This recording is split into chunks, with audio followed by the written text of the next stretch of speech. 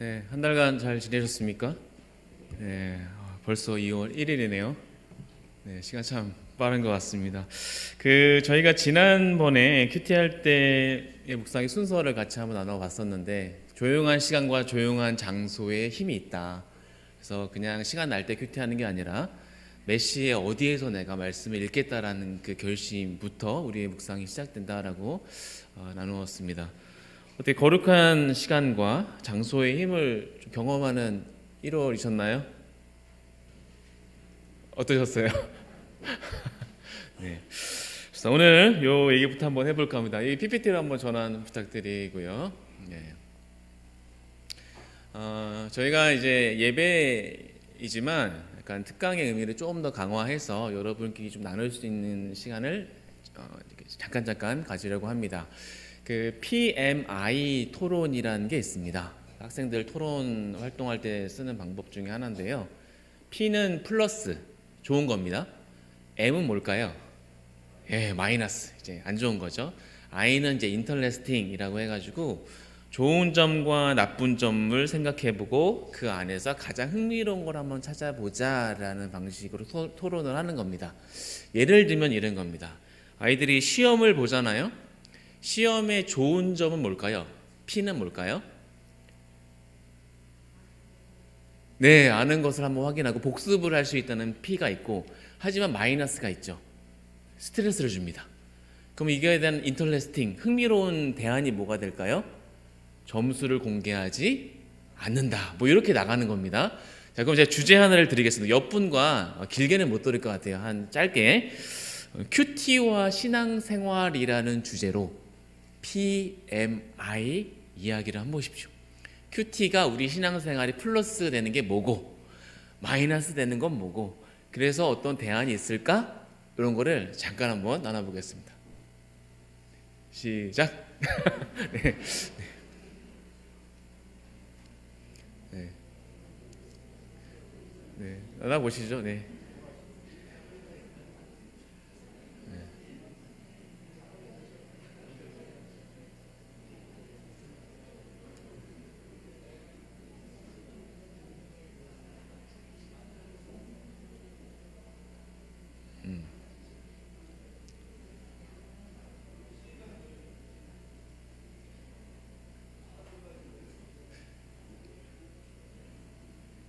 좋습니다. 큐티와 신앙생활, 좀 충분히 시간 드리면 좋을 것 같은데 저희가 또 나가야 되니까. P가 뭘까요? 플러스 없습니까? P 도움이 될 만한 것들이 뭐가 있을까요? 예, 말씀을 내 생활 가운데 적용시키고 은혜가 되게 하는 지점들이 분명히 있을 것 같고, 우리가 주일마다 또 어떤 수요일 금요일마다 예배를 드리지만 개인의 예배 생활을 하도록 돕는 P가 있을 것 같습니다. 마이너스는 뭘까요? 시간을 내야 한다. 바쁜 일상 중에 그 시간을 매일 조금씩 드리는 게 좀 어려움이 있다라는 것들이 있고요. 또 하나 더 있을까요? 없어질까요? 좋습니다. 그럼 대안이 뭘까요? 좋은지는 알겠는데 시간이 없어. 어떻게 해야 됩니까?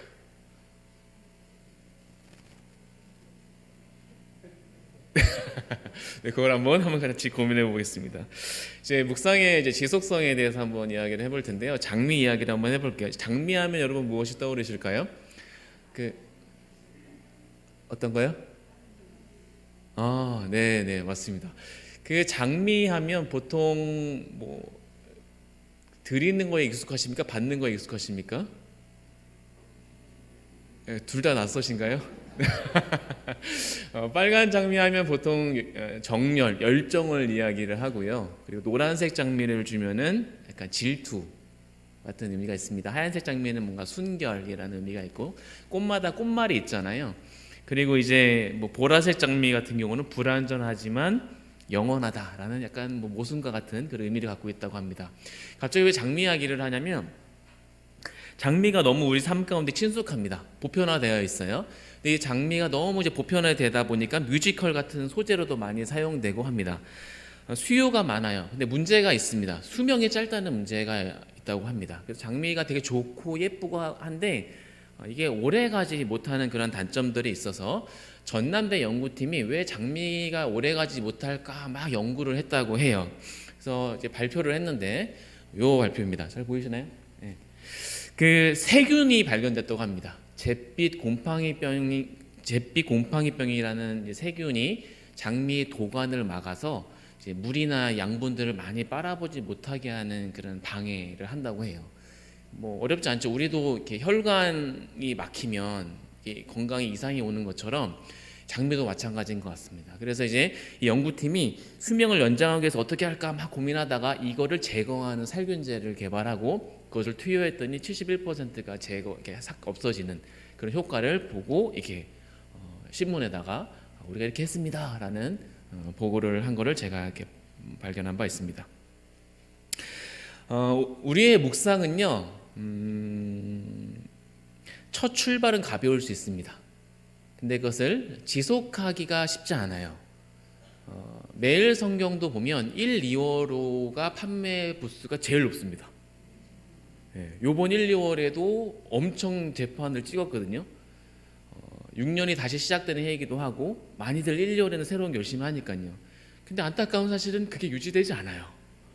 7, 8월 되면은 아주 쫙 떨어집니다. 여름이기도 하고 바쁘기도 하고 뭐 방학이기도 하고 여러 이유가 있는 것 같아요. 그러다가 다시 가을들 되면은 이렇게 올라가요. 그러니까 사람들이 새해에 뭔가를 새롭게 시작하는 건 쉬운데 그것을 지속하는 것이 어렵다는 것을 발견하게 됩니다. 매일 말씀을 가까이 하지 못하게 하는 너무나 다양한 이유들이 있는 것 같아요. 우리가 하나님 앞에 늘 그 양분을 먹으면서 지속되는 것이 이렇게 어려운 이유들이 우리 주변에 많이 있는 것 같습니다. 묵상의 가장 큰 적이 뭘까 봤을 때 묵상의 가장 큰 적은 조급함입니다. 가만히 계시다가 바쁘지 않았어요. 가만히 계시다가 매일 성경을 피는 순간 바빠져요. 가만히 계시다가 매일 성경을 피고 15분 동안 하려 하는 게 너무 아까워요.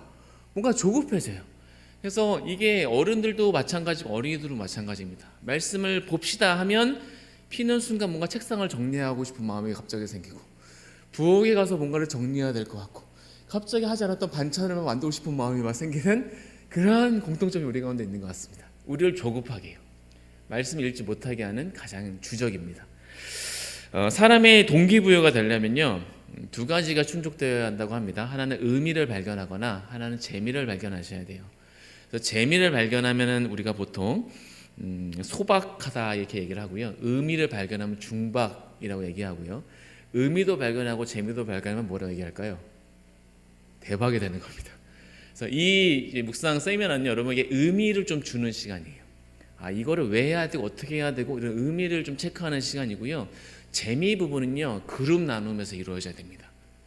그래서 묵상이 지속되는 그 생존력, 그 시간을 이렇게 데이터에서 봤더니 그룹 모임이 잘 되는 교회는요 쭉 갑니다.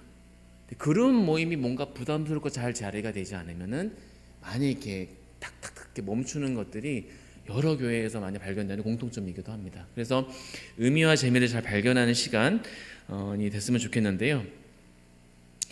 제가 이제 고등학교 때 있었던 일을 한번 이야기해 볼까 합니다. 수학 선생님이었는데요. 고등학교 몇 년 전일까요? 10년. 좋습니다. 기분이 좋아요. 좋은 공동체네요. 네.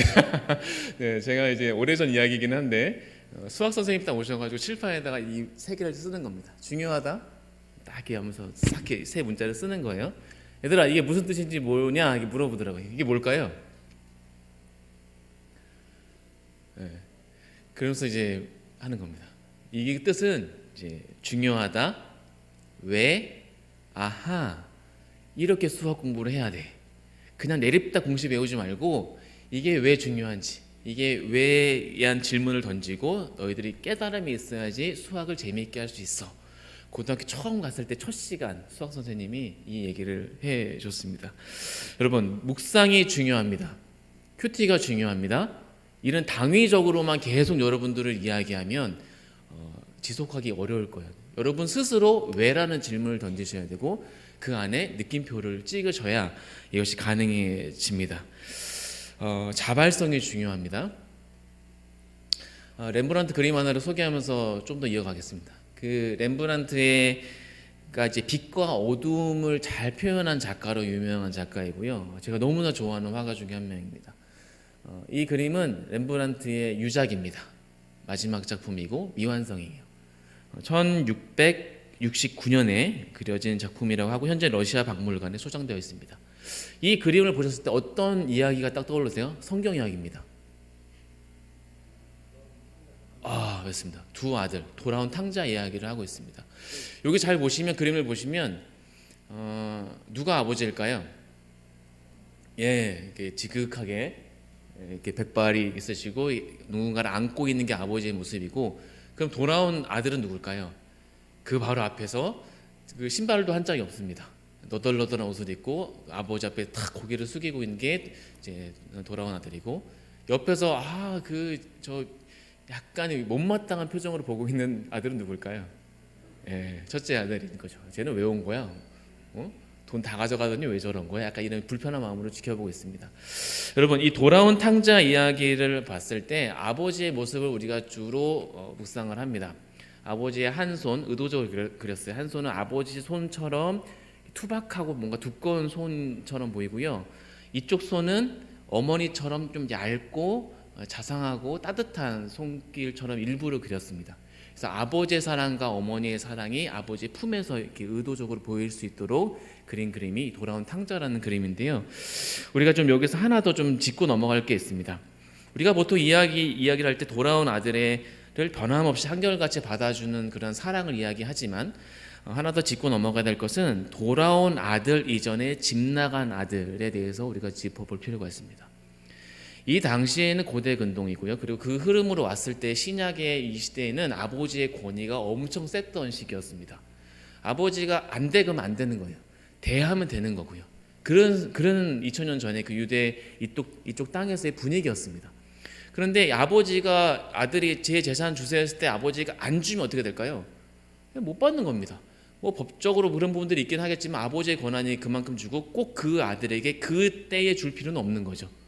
근데 줍니다. 줘요. 그러니까 아버지는 이 아들에게 왜 나가는 것을 허용했을까라는 질문을 해볼 필요가 있습니다. 자발적인 배신 그리고 자발적인 회심만이 이 아들이 진정 그 아들로서의 아버지와 아들의 관계가 회복된다는 것은 아버지가 알고 계셨던 것 같아요. 그래서 막지 않고 일부러 끌어당기지 않고 자발적으로 그 아이들을 보내고 자발적으로 돌아오기를 간절히 바랬던 자발적인 배신과 자발적인 그런 회심이 굉장히 중요한 교훈으로 하나 우리가 좀 짚고 넘어갈 그림인 것 같습니다. 여러분, 자발성이 중요합니다. 자발성. 묵상이 중요합니다. 왜? 아하라는 그 부분에 있어서 여러분들을 계속 끌고 갈 거는 이러한 묵상 강의를 통해서 의미를 발견하는 것도 도움이 되겠고, 또 소그룹 나눔을 통해서 재미를 발견하는 부분도 있겠지만, 무엇보다 여러분 스스로 자발성이 충족되어야지 가능할 겁니다. 10대 아이들 교회 오라 하는 게 막 싫어 하는 것들이 막 그런 싸움들이 가정마다 있을 것 같습니다. 근데 이게 나중에 지속되려면 결국은 아이들이 스스로 깨달아야 됩니다. 아이들이 힘이 생겼을 때 그거를 튕겨 나갈 수 있는 부분들인데, 그걸 막기 위해서 이 아이들의 자발적인 그 안에 예배의 소중함과 하나님의 살아계심을 스스로 깨달을 때 그렇게 가능해지는 거거든요. 여러분, 이 부분들을 잘 기억하시면서 오늘 시간을 이어갔으면 좋겠습니다. 공부를 잘하는 비법 뭘까요? 목차를 외우는 겁니다. 우리가 첫 번째 시간에 배웠던 걸 한번 점검하면서 가겠습니다. 첫 번째, 우리 묵상의 정의에 대해서 배웠었죠. 기억나십니까? 그래서 사전적 정의, 그리고 성경적 정의, 실천적 의미 네 가지를 통해서 꾸준히 말씀을 마음속에 담아서 읽고 그것을 실천적으로 가는 것들이 중요하다라고 우리가 간단하게 살펴보았습니다. 두 번째는 뭐였을까요? 묵상의 유익에 대해서 배웠습니다. 만남에서 사귐으로 가야 된다. 하나님 우리를 만나기 위해서 계속해서 말씀하시고 그 말씀으로 자기의 뜻을 드러내시고 그것을 이루어 주시는데, 그 만남이 빈도수만 막 들어갈 것이 아니라 그 빈도 안에 깊이를 다루기 위한 만남에서 사귐으로 가는 것들이 중요하고, 그것을 가능하게 하는 게 여러분 매일마다 아침마다 말씀을 펴므로 가능해진다라는 것을 말씀드렸습니다. 그리고 생존, 여러분 양식이 변화되는 거죠. 생존에서 우리가 먹는 것만, 떡만 중요했던 삶이 아니라 하나님 입으로 나오는 모든 말씀이 중요한 그 양식의 변화가 진정 거듭남의 중요한 또 기준이 된다. 그래서 생존하는 사람들이 더불어서 성장하고 성숙하는 과정들 역시 한 번에 그리스도인이 되기는 쉽지만 성숙한 그리스도인이 되기는 어렵다. 여러분, 그래서 이 부분들을 위해서 계속해서 주일 예배와 일상의 예배를 같이 이렇게 맞물려 갈 때 그것이 가능해진다고 해서 여러분 묵상에 대한 부분을 소개해 드렸습니다. 그리고 무엇보다도 하나님의 인도와 보호를 받기 위해서 우리가 묵상을 합니다. 그래서 빠른 길이 아니라 바른 길에 가게끔 하는 것이 묵상의 큰 기준이다라는 부분들을 같이 살펴보았습니다. 그러면서 이제 묵상의 순서에 대해서 우리 배웠습니다. 기억나십니까? 생생하게 기억나시죠? 네.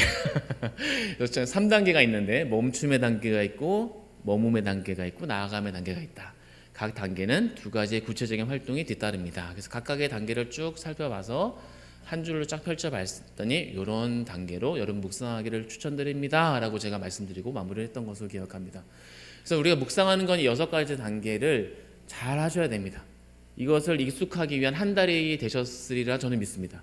그래서 준비하는 건 우리가 가볍게 여길 수 있지만 준비가 그날의 묵상의 성패를 좌우합니다.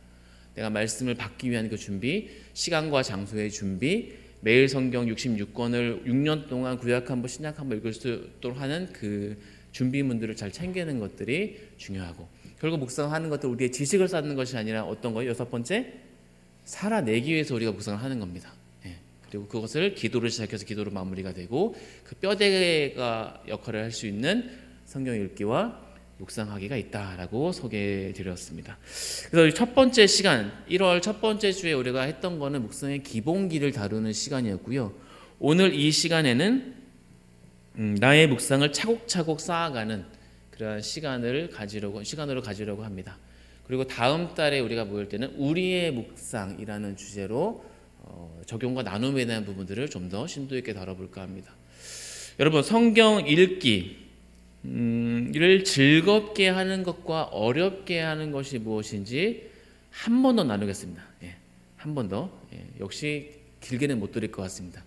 여러분의 성경 읽기, 묵상에 있어서 가장 중요한 뼈대가 읽기와 묵상인데 성경 읽기를 즐겁게 하는 것과 어렵게 하는 게 뭔지를 잠깐 나눠보겠습니다. 다시 한번 시작. 한번 나눠보겠습니다. 옆 사람과 함께 잠깐 스몰 토크 한번 나눠보시죠.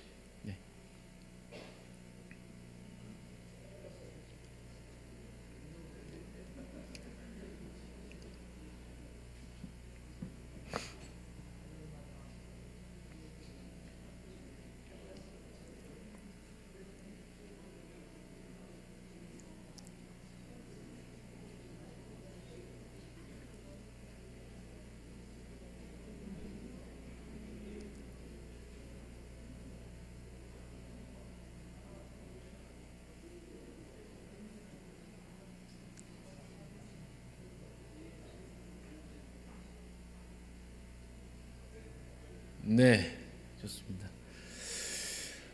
여러분, 성경 읽기를 즐겁게 하는 건 무엇인가요? 성경 읽기를 즐겁게 하는 거.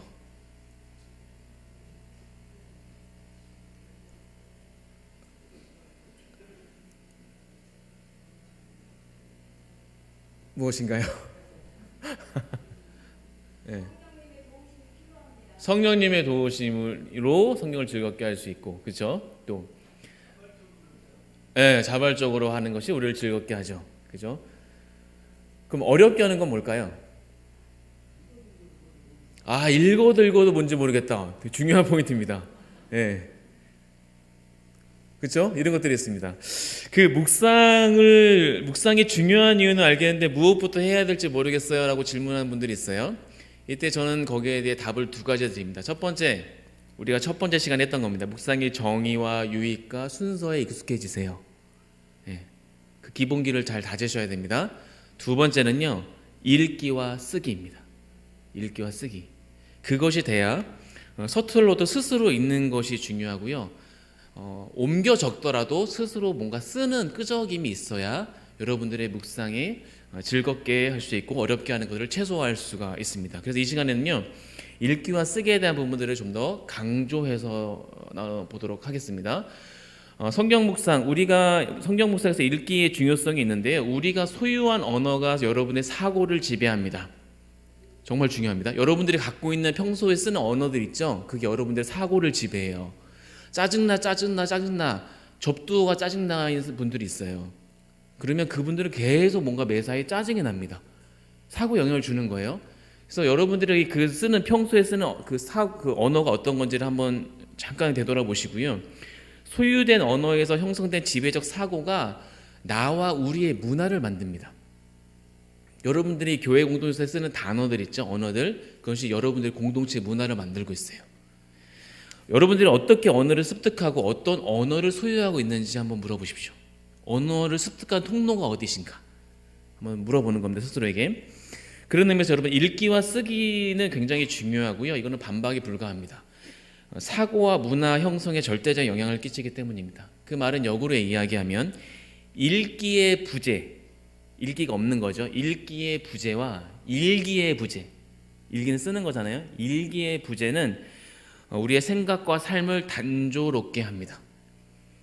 사람을 굉장히 수동적으로 만들어버리죠. 그래서 여러분들이 제한된 어떤 것들만 계속 인풋을 하면 인풋 한계를 느낄 거예요.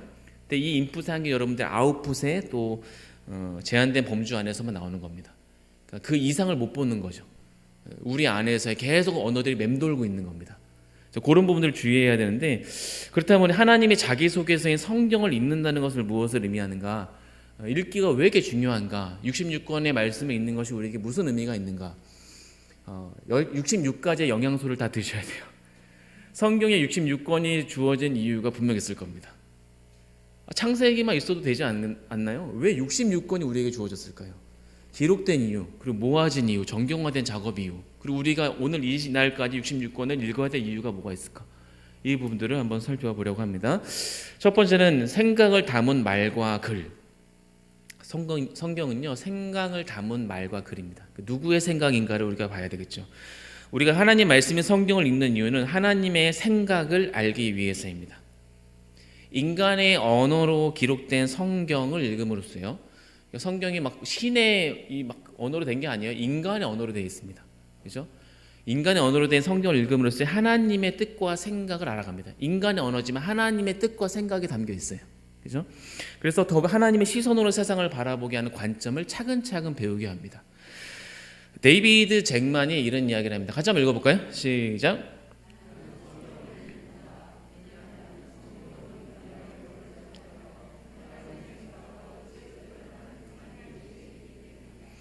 성경은 인간의 언어로 되어 있습니다. 그래서 지금 말씀하신 것처럼 읽어도 무슨 말인지 모르겠다는 게 사실은 굉장히 솔직한 표현입니다.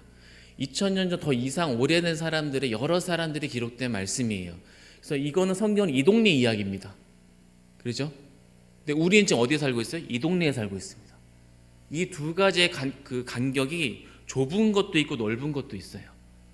그래서 우리가 뭐 낚시를 한다거나 배를 타는데 폭풍우를 만난다거나 이런 거는 오늘날에도 일어나죠. 그러면 이게 강의 간격이 좁아집니다. 그러면 이쪽 동네에도 있었던 일이고 지금 우리가 살고 있는 동네에서 일어난 일이거든요. 그럼 이해가 쉬워요. 근데 어떤 말씀 같은 경우는 굉장히 넓어요. 강이. 레위기 같은 거 5대 제사 우리는 한 번도 본 적이 없습니다. 이런 얘기가 막 번제, 소제, 뭐 화목제, 우리 예배 드릴 때 양 안 들고 오잖아요. 그죠? 예배 드릴 때 피 안 튀기잖아요. 그러니까 이게 약간 상상으로만 보여지는 부분들이 쭉 이만큼 있는 거죠. 그래서 이거를 다리를 세우고 원리화 작업들이 필요한 부분이 있는데 하나하나 좀 살펴보겠습니다. 그래서 우리가 성경을 읽는 일은 하나님의 생각을 알아가는 시간이고요. 그분의 생각에 맞추어 살아가게 하는 큰 그림과 구체적인 부분들을 하나씩 세워가는 소중한 일과이자 신앙의 여정이라고 할 수 있습니다. 성경 묵상에 있어서 중요한 첫 번째 이유, 여러분 이거 기억하십시오. 하나님의 생각을 알기 위해서 우리가 읽는다. 물론 간격이 있고 이해가 안 되는 측면들이 있지만 어쨌든 그걸 하나로 이어주는 하나님의 생각, 영원하시고 불변하시는 그 하나님이 우리를 이끄시는 방법에 있어서의 생각을 알고 배워가기 위해서 성경 읽는 겁니다. 두 번째는요, 생각을 읽는 읽기입니다. 성경 묵상에 있어서 읽기가 중요한 이유는요, 하나님의 생각을 생각하면서 읽는 것이기 때문입니다. 하나님의 성경 읽는 것은 계시를 의존해서 사색을 하는 겁니다. 계시 의존 사색. 우리가 그냥 우리의 삶을 생각하는 게 아니에요. 그냥 멍하니 있는 게 아닙니다. 계시를 의존해서 사색하는 겁니다. 그러니까 하나님의 뜻과 생각이 담겨 있는 말씀을 생각하면서 읽는 거예요. 네. 놀라운 말이죠. 계시를 의존해서 사색을 한다. 굉장히 하나님의 백성에 주어진 큰 특권입니다. 그 안에서 우리가 확장과 멈춤을 하는 거예요. 하나님이 말씀하신 데까지는 가는 거예요. 그리고 하나님이 멈추면 우리가 멈추는 겁니다. 그 Silence of Theology라고 해서요. Theology of Silence, 침묵의 신학이라고. 하나님이 침묵하시는 곳에서 우리가 또 침묵을 하는 겁니다.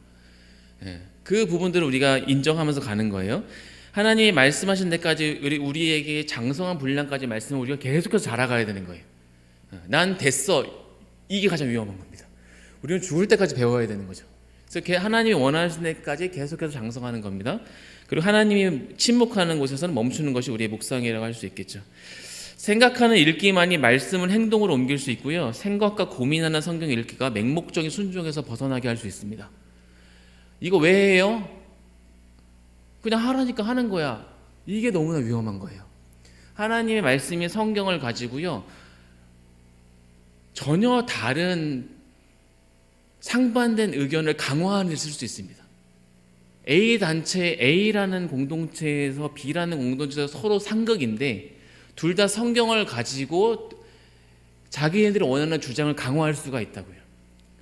성경이 무호하기 때문에 그 무호성이라는 부분만 핀셋으로 가져다가 내 주장과 내 방향성을 강화하는 부분으로 근거로 삼는 겁니다.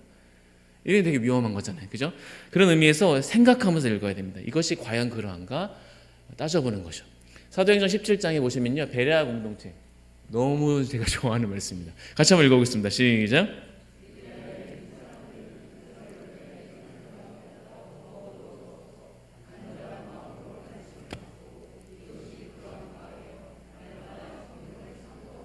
네, 날마다 성경을 상고했습니다. 날마다 성경이 그러한가 따져보았습니다. 그럼 이게 목사님이 뭐 말씀하실 때 뭐가 틀렸나 한번 이렇게 막 이렇게 따져보자 이 얘기가 아니에요. 그 전제가 있죠. 뭐예요? 간절한 마음으로 말씀을 받는 거예요. 그러니까 어린아이처럼 그 말씀을 받기 위한 간절함이 있는데 간절함이 있지만은 맹목적으로 받아들이지 않는 거예요.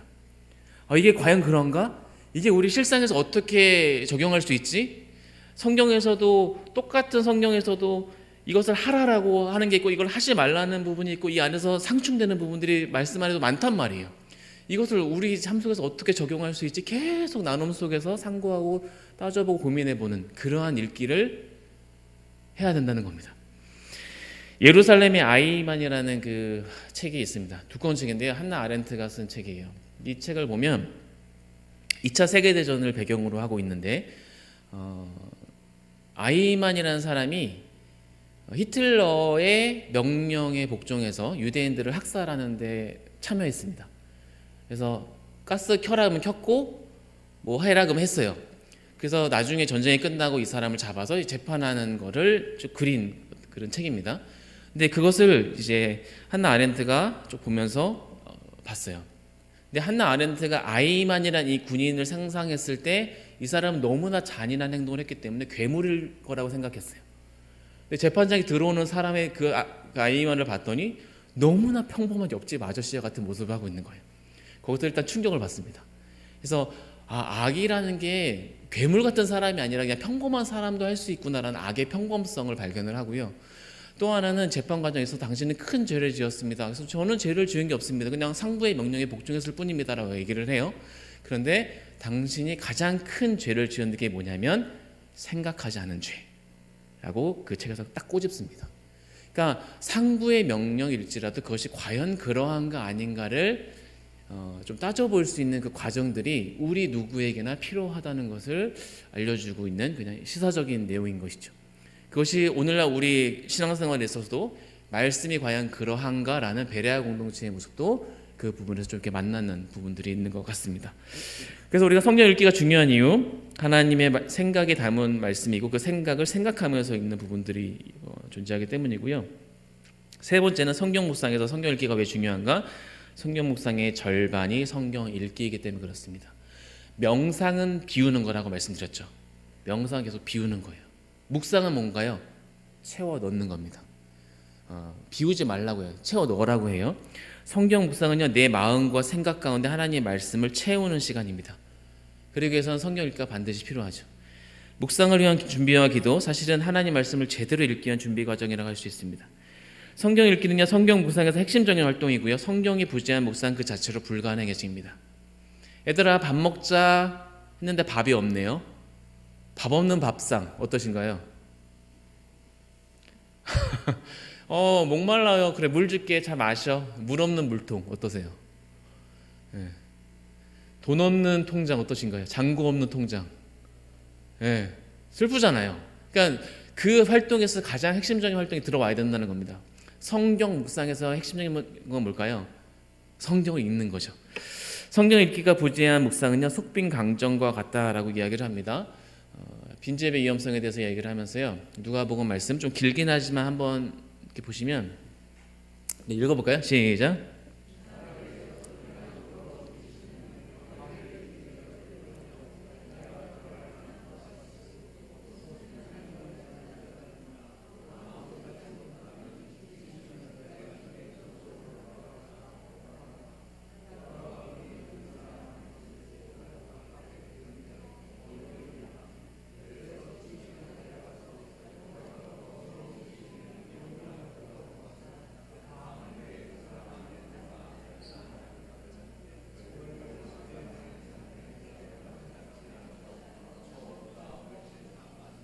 네, 예수님을 믿는 것에서 멈추면 안 된다는 것을 얘기해주고 있어요.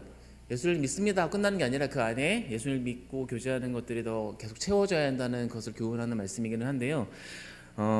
성경 읽기가 부재한 묵상은 이런 빈집의 위험성이 있습니다. 그러니까 집을 비워놓으면 더 나쁜 것들이 우리를 채울 수 있는 요소들이 너무나 많고, 오늘날 여러분 살아가는 그런 세상에서 말씀으로 채우지 않으면요, 채울 게 너무 많아요. 유튜브, 넷플릭스 뭐 이랬습니다. 넷플릭스에서 뭐라고 얘기를 했냐면, 영화를 보는 그런 게 사이트 앱 같은 건데, 우리는 현대인의 잠과 싸우겠다라고 선포했어요. 바쁜 일상인데 우리는 그 현대인들이 살아가는 바쁜 일상에 잠자는 시간을 줄여서 사람들이 영화를 보게 만들 거다. 이거는 선언이거든요.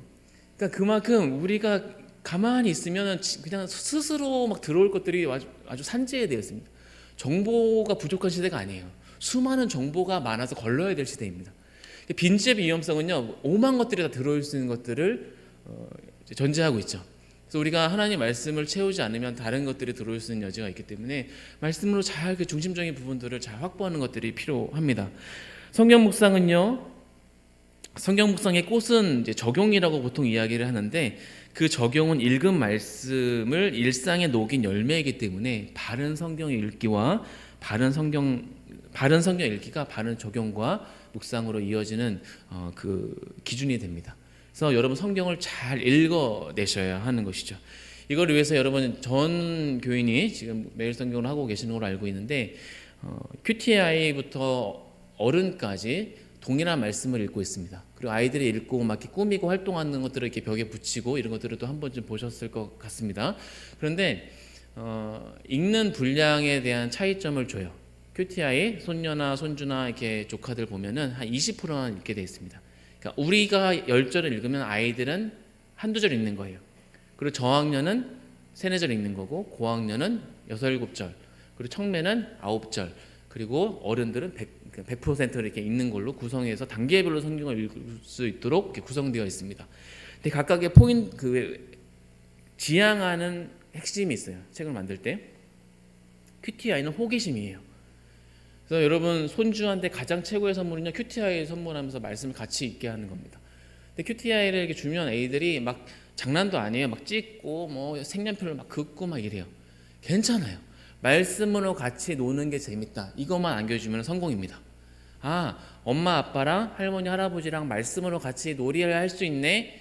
애들이 너무 좋아하는 것을 하셨다면 그 단계에서 성공하시는 겁니다. 그래서 QTI는 호기심만 주면 돼요. 저학년, 고학년은 뭘까요? 읽기예요. 읽기만 잘해라. 그래서 어린이 매일 성경 보셨는지 모르겠습니다. 세 번 매칭 읽기로 읽기를 강화하고 있어요. 그 다음 청소년 같은 읽기에서 이해로 넘어가요. 작년은요, 이해에서 적용으로 갑니다. 그 말은 뭐냐면 우리가 적용을 위해서 우리가 이렇게 묵상을 하는 거지만 가장 그 밑단계부터 차곡차곡 올라오셔야 된다는 거예요. 그래서 큐티가 지금 어른 걸로 하는 게 너무 어려우신 분들은요, 청소년 매일 성경 하셔도 돼요. 그리고 어린이 매일 성경을 하시는 분들도 많아요. 그러니까 그런 부분들을 하나하나 밟아. 그러니까 호기심에 대한 부분들과 적용까지 가기 위해서는 그 중간 단계 읽기에 대한 부분들을 잘 하셔야 이런 부분들이 가능해진다는 것을 알려드립니다. 우리가 성경 읽을 때 보통 정독하라고 이야기를 하는데요. 정독의 정자가 무슨 정일까요? 저는 바를 정자인 줄 알았습니다. 이 한자를 찾기 전에는. 근데 정할 정이었습니다. 정미소 할 때 정이에요. 그래서 정미소 요즘에 많이 없긴 한데 막 가루 이렇게 막 내는 데 있잖아요. 그게 정미소잖아요. 그래서 정독할 때는요, 이렇게 하나하나 세밀하게 읽어내라는 뜻입니다. 하나하나 막 이렇게 세밀하게 정성스럽게 정밀하게 읽어내는 것이 정독입니다. 성경을 읽을 때의 가장 중요한 부분은요, 정독하는 거예요. 천천히 읽는 겁니다. 그래야지만 여러분 잘 그것들을 발견해낼 수 있고 그 의미를 새롭게 얻으실 수 있을 것 같습니다. 그럼 정독을 하기 위해서 우리가 어떻게 되냐? 이 세 가지를 좀 기억해 주시죠. 첫 번째, 익숙하게 읽는 겁니다. 우리가 지난 시간에 같이 했던 낭독 기억하시는겁니까? 낭독, 예, 미독, 심독. 네, 감사합니다. 낭독, 미독, 심독은요, 이 첫 번째 익숙하게 읽는 방법 중에 하나입니다. 그러니까 말씀을 반복해서 읽는 거예요. 반복해서 읽는데 그냥 재미없게 지루하게 세 번 읽어내는 것들이 아니라 다양한 방법으로 계속해서 읽어내는 것들이 바로 이 낭독, 미독, 심독이라고 할 수 있겠습니다. 낭독은 함께 읽는 거죠. 숲을 보듯이 읽어내는 것이고 전체적 흐름을 읽어내면서 한번 쭉 읽어내시고, 그 다음에 미독할 때는 하나하나 쪼개서 맛을 보듯이 잘 새겨서 읽는 것이죠. 주어와 동사를 살피고요, 호응 관계를 찾아내시면서 오늘의 의미가 무엇인지를 하나하나 찾아내는 것이 미독, 두 번째 읽기라고 할 수 있겠습니다. 세 번째는 뭘까요? 심독입니다. 행간과 맥락을 살피는 거고 의미를 정리하는 게 아니라 내용을 정리하는 거예요. 그래서 첫 번째는 이 익숙하게 읽기는 낭독, 미독, 심독을 하신 다음에 그 다음에 여러분 한두 줄로 요약하실 수 있어야 될 것 같습니다. 그래야 오늘 읽은 말씀에 대한 부분들이 무슨 이야기를 하는지를 확인할 수가 있어요. 그래서 저번 시간 활동에서도 하나 더 추가를 하면 한두 줄로 요약하기입니다. 그래서 낭독, 미독, 심독으로 익숙하게 읽어내시고 그것을 내가 잘 읽었는지 확인하면서 읽는 거예요. 은혜 받은 거 쓰는 거 아닙니다. 의미를 정리하는 게 아니고 내용을 정리하는 두 줄 요약이에요. 그래야 그 다음에 하나님 찾기와 이웃 찾기, 지금 이제 이해할 하나님 찾기, 이웃 찾기와 그 부분에 대한 의미를 발견할 수가 있는 겁니다. 그와 더불어서 또 하나의 방법이 낯설게 읽기인데요. 익숙한 본문이 주는 나쁜 점이 있습니다.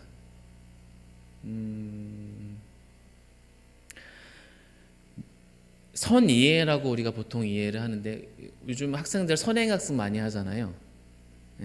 중학교 때 고등학교 거 미리 공부하고 뭐 이런 것들 많이 해요. 초등학교 때 중학교 거 미리 공부하고 이런 것들이 선이해, 선행학습이라고 하는데 성경 읽기에 있어서 선이해, 그리고 내가 익숙하게 알고 있었던 본문이 주는 어려운 점들이 있습니다. 그게 뭐냐면 새롭게 흥미롭게 보이려는 태도를 애초에 제거하게 돼요.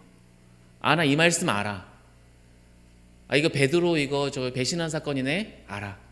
그리고 그냥 쑥 읽고 그냥 끝내버려. 이게 선의해가 주는 약간 안 좋은 점입니다. 성경을 따분한 것으로 만들게 되고요, 새로운 메시지를 들을 가능성을 낮춰버립니다. 하나님 말씀에 읽는 거에 대한 선이해가 이런 따분하고 지루하고 다 아는 말씀으로 여긴다면 하나님 관계가 정체될 가능성이 높아질 수 있겠죠. 그래서 우리가 익숙하게 읽는 방법과 더불어서 낯설게 읽는 방법들이 요구되는데, 낯설게 읽는 방법들은 하나 예시가 뭐냐면 다양한 번역본을 여러분들에게 확인하면서 읽는 겁니다. 하나 예시로 한번 보여드릴게요. 개역개정하고 새번역 메시지가 있는데 첫 번째 개역개정 한번 읽어볼까요? 시작. 헛된 재물을 다시 가져오지 말라. 분양은 내가 가증히 여기는 바요. 월삭과 안식일과 대회로 보이는 것도 그러하니 성의와 아울러 악을 행하는 것을 내가 견디지 못하겠노라. 하나님이 마땅만 밟는 예배에 대해서 분노하시면서 너희들이 몸만 와 있는 예배 나 싫어 이러면서 하시는 말씀이었어요. 근데 개역개정은 뭔가 이게 타격감이 없어요. 아, 네, 좋은 말씀입니다. 이런 느낌을 주게 하는 거죠. 근데 세번역 성경으로 보면 어떨까요? 시작. 다시는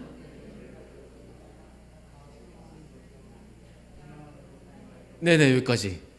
네, 뭔가 아까 하게 되는 긴장감을 주는 말씀, 똑같은 말씀인데, 근데 메시지 성 유진 피터슨이 쓴 메시지 성경 물론 1대1 번역이냐 아니냐 뭐 논란이 여지가 있긴 하지만 어쨌든 시장의 언어로 66권을 다 이제 재번역한 책으로서 한번 같이 옆에 두고 보면 좋을 책 중에 하나긴 한데요. 메시지 성경 한번 같이 읽어볼까요? 시작. 끝에 있는 거.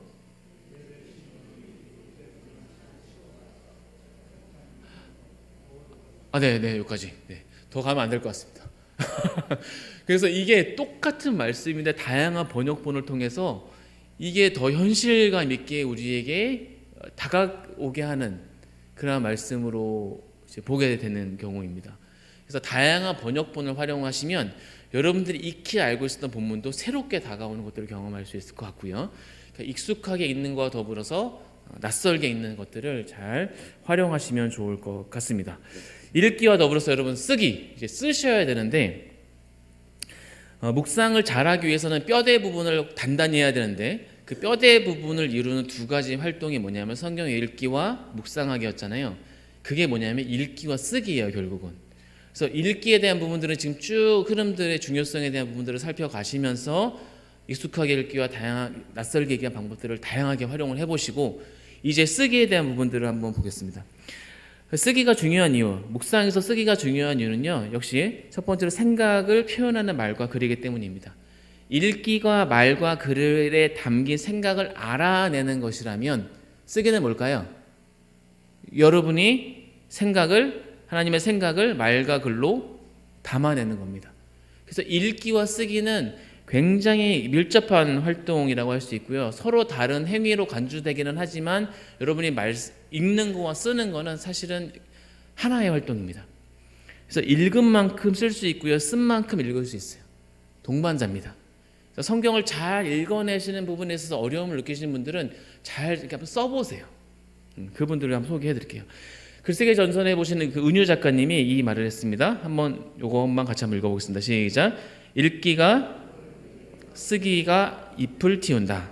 책을 읽어야 세상을 보는 관점이 넓어지고 사람을 이해하는 눈을 키운다. 세상을 어떤 것이구나 하는 통찰을 얻는다. 네, 읽기가 밑거름이 되어 쓰기가 잎을 틔운다. 글쓰기 작가가 늘 하는 말인데요. 읽기와 쓰기의 효능에 대해서 우리 신앙생활뿐만 아니라 일반 세상에서도 너무너무나 강조하고 있는 부분이라고 할 수 있겠죠. 특별히 하나님의 생각을 담은 성경 읽기와 그것을 담아내는 쓰기는요, 신앙의 성숙에 있어서 선택 요소가 아니라 필수 요소라고 할 수 있습니다. 그래서 읽기와 쓰기, 나는 믿는다라고 보통 이야기를 할 때, 피스테스 이야기를 할 때, 여러분 믿습니다 할 때 그 믿습니다라는 표현에는 대상이 분명해야 됩니다. 그죠? 믿는 대상이 누군가, 그리고 그 대상이 무엇을 했는가, 그 내용을 잘 분명하게 고백을 하고 구체적으로 고백할 수 있어야 내 믿음이 제대로 견고해지는 거잖아요. 읽기와 쓰기는요 그런 겁니다. 교회 문화 안에서요 그냥 예쁘다고 말하지 않았으면 좋겠습니다. 예쁘면 뭐가 예쁜지, 그런 구체성을 좀 우리가 회복했으면 좋겠어요.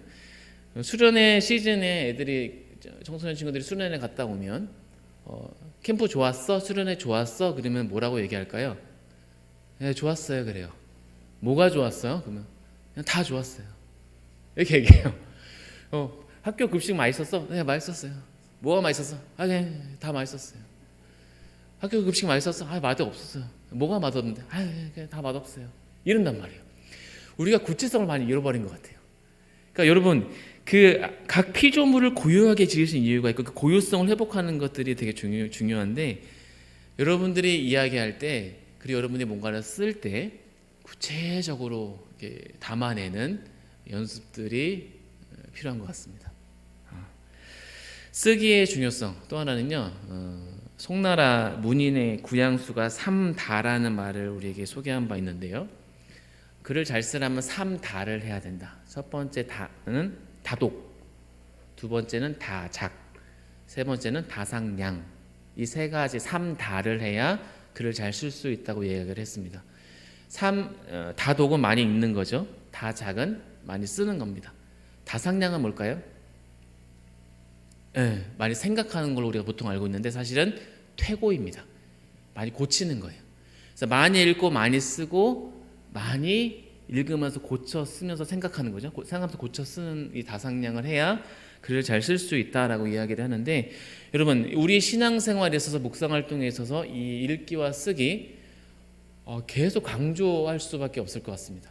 그러기 위해서 여러분 완벽한 문장을 구사하는 것이 목표가 아니에요. 나눔도 마찬가지이지만 경연대회가 아닙니다. 내 삶을 진솔하게 담아내는 거예요. 그러기 위해서요, 말씀을 어떤 좋은 문장을 화려하게 수려하게 쓰는 것이 우리의 묵상에서의 쓰기의 목표가 아니라, 말씀을 기록하지 않으면 기억하지 못하기 때문에, 그리고 기억하지 못하면 순종할 수 없기 때문에 우리가 말씀을 읽고 쓰는 겁니다. 신앙이 좋다는 것은요, 기억력이 좋다는 거예요.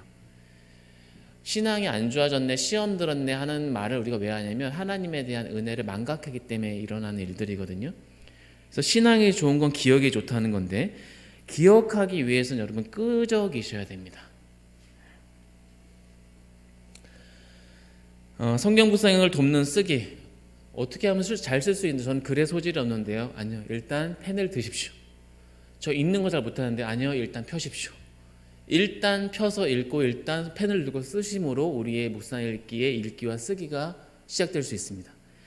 대단한 어떤 기술이 필요하지 않아요. 잘 읽기 위해서는 피어서 읽으면 되고요. 잘 쓰려면 일단 들고 뭔가 끄적이시면 돼요. 펜을 드는 손은 거룩합니다. 말씀을 묵상한 후에 무언가를 끄적이는 행위는요, 살기 위한 몸부림이라고 할 수 있습니다. 나를 하나님에게 집중하는 시간이고요, 마음과 뜻과 힘을 다해 주를 구체적으로 사랑하는 방법이 여러분이 묵상한 말씀을 뭔가를 옆에 빈칸에 쓰는 거예요. 단어 하나 써도 되고요, 옆에는 말씀 옆에 옮겨 적어도 상관없습니다.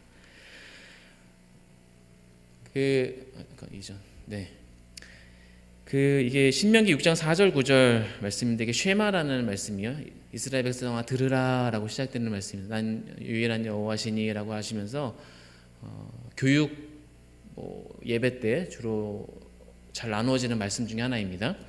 근데 이 말씀을 잘 보시면요, 4절에 이스라엘아 들으라, 우리 하나님 여호와는 오직 유일한 여호와시니라고 되어 있죠. 그리고 5절 6절의 주어가 뭔가요?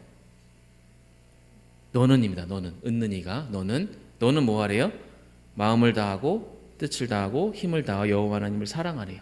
그리고 7절에 가서는 누구에게 얘기해요? 내 자녀에게 라면서 대상의 전환이 일어나는 것 같지만 사실은 뭐예요? 사실상 주어는 이 말씀을 맞는 너입니다. 너는 써라 내 자녀에게도 이렇게 쓰게끔 해라, 이 의미를 갖고 있어요. 8절 9절에 너는 손목 미간 문설주에 기록하라.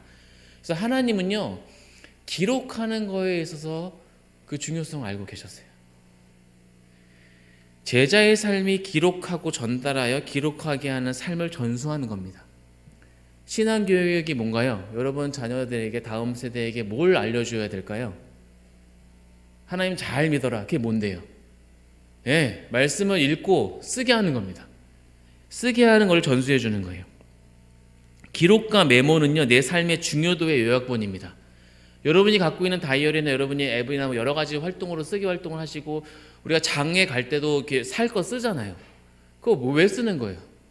내가 사야 될 중요한 거에 대한 요약입니다. 그죠? 그래서 우리가 간장, 설탕 이런 거 쓰는 이유가 그게 꼭 필요하기 때문에 쓰는 거지, 아무거나 다 갖다 쓰지 않잖아요.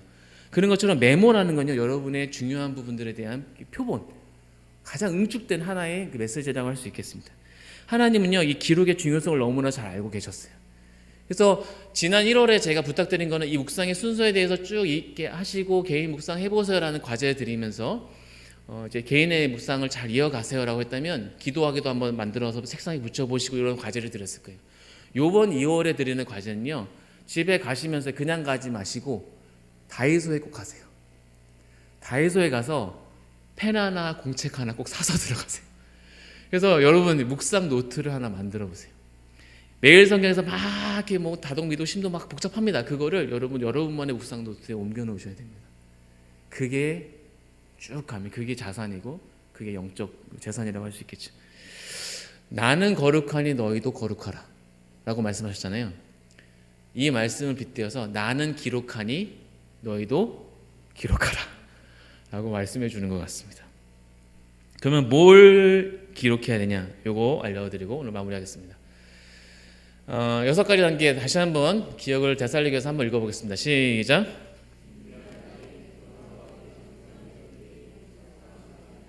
기도하기, 살아내기. 우리 이 순서를 계속해서 반복해서 하고 있고요. 오늘 6가지 단계에서 3번, 4번을 좀 더 강화하고 있는 겁니다. 성경 읽기 그리고 이 쓰기에 대한 부분인데, 이 기록하기 부분에 있어서 발견과 연결을 여러분이 쓰는 거예요. 쓰는 내용. 근데 발견과 연결이 뭐냐면 묵상하기의 2가지 키워드라고 그랬잖아요. 말씀을 3번, 4번에서 잘 읽었어요. 뭐 하기 위해서요? 묵상하기 위해서요. 묵상이 뭔데요? 발견하고 연결하는 거잖아요. 오늘 말씀에서 발견을 한 것을 내 삶 가운데 연결시키는 게 묵상이에요. 그리고 기도로 마무리해서 살아내는 겁니다.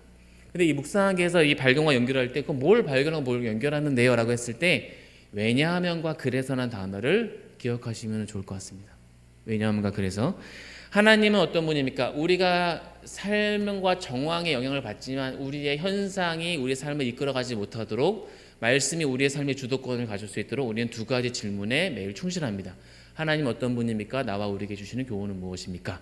그러면 하나님이 어떤 분입니까? 질문 앞에 여러분들이 발견하고 이제 왜냐하면 그래서 하는 거예요.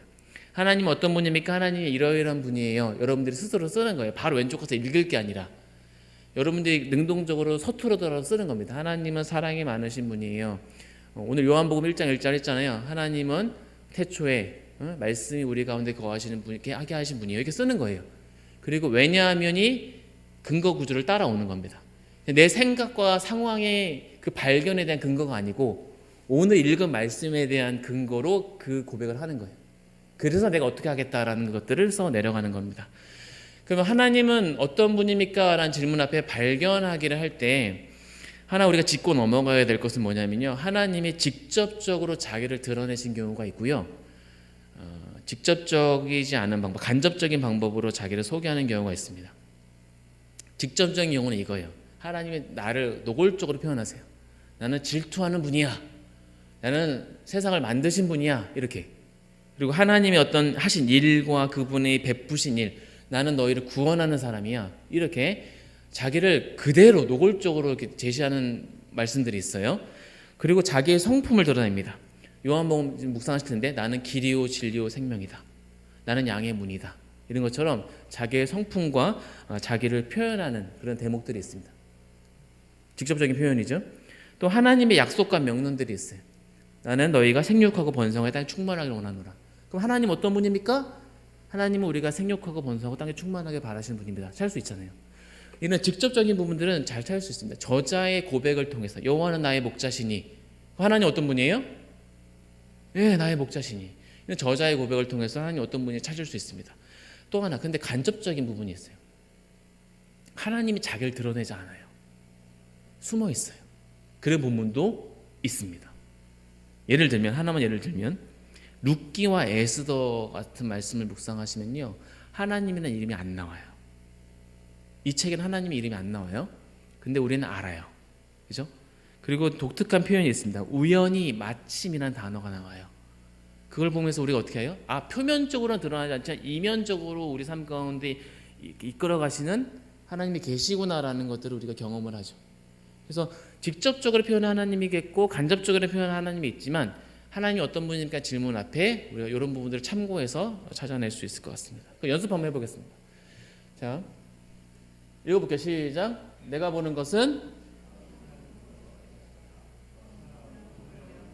나 여호와는 마음을 본다. 이 말씀을 이제 읽었어요. 질문하겠습니다. 하나님은 어떤 분입니까? 네, 이거예요. 그럼 우리는 지금 어떻게 한 거예요? 뭐 16장 1절부터 10절까지 읽은 겁니다. 근데 그 중에 하나님은 어떤 분이 충분히 읽고 하나님은 어떤 분입니까? 하나님은 마음을 보시는 분입니다라고 쓴 거예요. 그리고 아까 왜냐하면이 나와야 되겠죠. 왜냐하면 7절에서 이렇게 말씀하셨기 때문이요가 나오는 거예요. 그래서 내가 어떻게 하겠다 이렇게 나가는 거겠죠. 예, 한 번 더 해보겠습니다. 네, 읽을까요? 시작.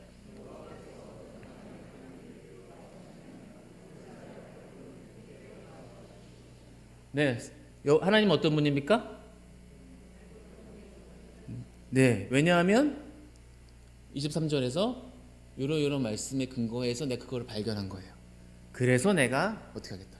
발견과 그래서 내 삶 가운데 연결에 대한 부분이 있겠죠. 적용은 다음에 한 번 더 자세히 다루도록 하겠습니다. 여러분, 두 가지 질문 앞에 우리가 머무는 거예요. 하나님 어떤 분입니까? 나와 우리에게 주신 교훈은 무엇입니까? 이 두 질문으로 하루를 시작하면서 차곡차곡 쌓아보세요. 하나님에 대한 이해가 굉장히 넓어지고, 우리가 신앙에 대해서 오해가 삼는 것이 하나님에 대한 이해가 작기 때문에 그랬잖아요. 내가 알고 있는 하나님이 전부라고 여겼기 때문에 우리가 불편한 거잖아요. 근데 하나님 그렇지 않다는 거죠. 그 이상을 갖고 계시는데 우리가 그 발견하지 못함으로 하나님에 대한 오해가 생겼다면, 읽음으로 씀으로 하나님에 대한 오해를 이해로 바꾸는 것들이 우리의 신앙을 더욱더 지속적으로 건강하게 이어갈 수 있는 큰 힘으로 작용하게 될 거라는 것이죠. 그래서 하나님 찾기와 교훈 찾기가 있는데, 하나 좀 더 팁으로 말씀드리자면 하나님 찾기를 많이 해보십시오. 그게 우리의 근간이 됩니다. 하나님 찾기, 교훈 찾기도 하면 좋지만 일단 하나님 찾기를 많이 해보는 한 달이 되었으면 좋겠고, 더불어 교훈 찾기도 하셔야 되겠죠. 근데 어떤 본문은 두 가지가 다 나오지 않는 경우도 많아요. 그래서 하나님 찾기만 나온 본문이 있고 교훈 찾기만 나오는 경우도 있지만, 그 두 가지를 다 쥐어짜려고 하실 필요는 없습니다. 어쨌든 두 가지 질문 중에 하나의 질문에 집중하시더라도 지금 이 기간에는 하나님이 어떤 분입니까? 라는 그 질문 앞에 여러분들이 좀 충실하게 다가가는 한 달이 되었으면 좋겠습니다. 그리고 나서 하나하나 좀 더 살펴보면 좋을 것 같고요. 오늘은 하나님 찾기만 했지만 다음에 만날 때는 교훈 찾기 더불어서 적용과 나눈 부분을 한번 살펴보도록 하겠습니다. 네, 다 왔습니다. 네, 같이 읽겠습니다. 시작. 암만 마시는 칼국수도. 드라마 보다가 제가 캐치한 문구인데요. 암만 마시는 칼국수도 불면 장사가 없다고 합니다. 놓치면 안 됩니다. 언제 할 수 있을까요? 지금, 오늘부터 다시 한번 묵상의 자리를 들어오십시오. 창세기 1, 2월 창세기 못했습니다. 괜찮습니다. 오늘 요한복음 다시 시작합니다. 오늘부터 다시 묵상의 자리를 들어오시고, 이 안에서 소그룹 3명, 4명 모여서 그 말씀을 나누시면 좋을 것 같고, 지금 뭐 이렇게 카톡도 하시니까 조그만 어떤 나눔방이나 카톡을 통하여서 오늘 느꼈던 하나님에 대해서 나눌 수 있는 그런 장들이 세워지고 또 풍성해지면 좋을 것 같습니다. 네, 여러분들의 묵상을 응원하고 제가 기도하며 나아가도록 하겠습니다. 네, 감사합니다.